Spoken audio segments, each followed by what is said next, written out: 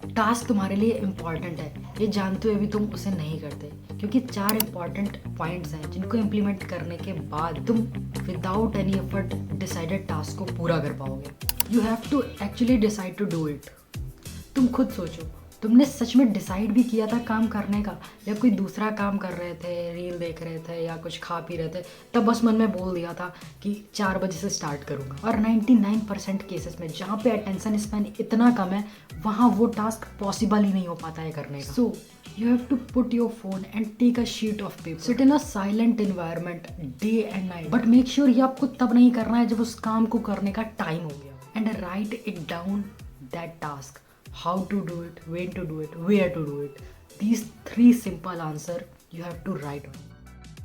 Provide a time slot to your brain to not to get up. See yourself. देखो, notice करो कि काम में तुम कितनी बार डिस्ट्रैक्ट हो रहे हो, फ़ोन उठा रहे हो, मैसेज चेक कर रहे हो, 5 मिनट बाद उठने को जा रहे हो. So you have to notice that thing. This is the biggest enemy because it creates a cycle and rhythm and identity to a distracted man. Choice is yours. You want to be a distracted man.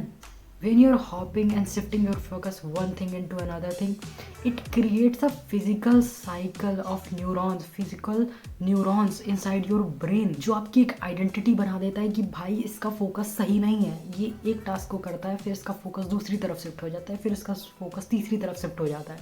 So complete your slot start with 25 minutes. And sometimes क्या होता है कि अगर हम कोई काम कर रहे हैं और हमारे ब्राउज़र पे 90 मिनट्स का डिले है या लोड टाइम है, 60 मिनट्स का टाइमर है, तो हम क्या करते हैं, हम अपना व्हाट्सएप चेक कर लेते हैं, इंस्टाग्राम चेक कर लेते हैं. तो इनिशियली आपको नहीं करना है, क्योंकि अभी आप चीज़ों को फॉर्म कर रहे हो. आप अभी जो भी काम कर रहे हो, वीडियोज़ देख रहे हो या खाना खा रहे हो, जो भी कर रहे हो, दैट इज़ ओके. लेकिन जब आप काम स्टार्ट कर देते हो, then you have to decide it. I have to do only this particular task. You have to think like this, like now I am under the work. No message, no phone until your decided time period. इसका ये मतलब बिल्कुल नहीं है कि अगर आपको कोई काम समझ में नहीं आ रहा है तो आपको उस टाइम पीरियड के अंदर ख़त्म करना ही करना है. वो सिर्फ इसलिए था ताकि आपकी एक आइडेंटिटी बन सके कि हाँ भाई, ये इंसान है जो किसी एक टास्क पे लॉन्ग रन तक फोकस को मेंटेन कर सकता है. और अगर आप वीडियो के इस पार्ट तक पहुंच चुके हो तो congratulation, you have fire to change your self.